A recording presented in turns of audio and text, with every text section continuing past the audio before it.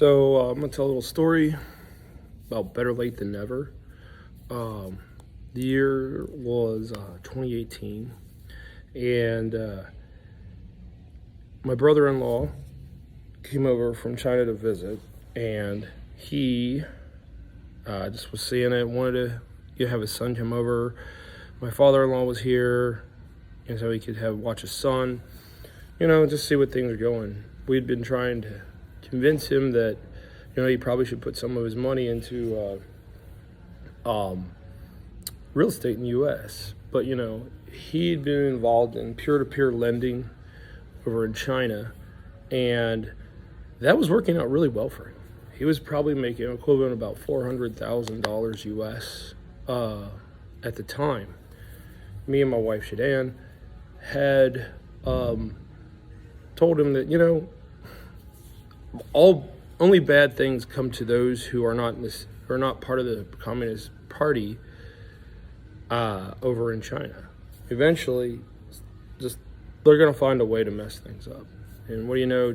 Later in 2018, the CCP decided to seize all those assets, and he went from being probably heading towards some level of upper level wealth in China to basically being back to zero almost, and except for he had his place.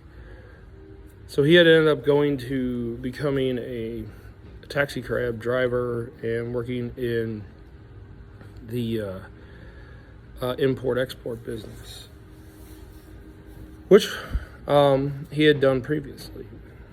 Well, he ended up doing that to make ends meet.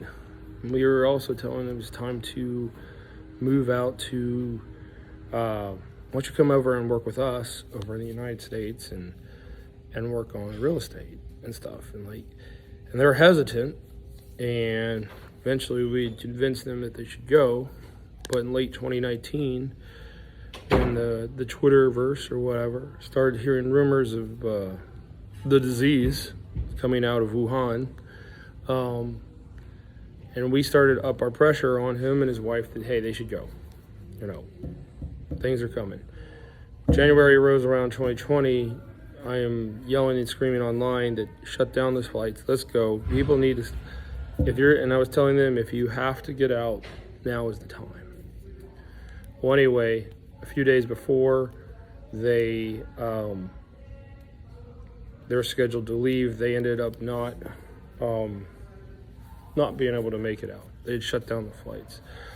And with that, their boys, and essentially his wife, were prisoners in their own home for about a year. Till things in 2021 somewhat lightened up.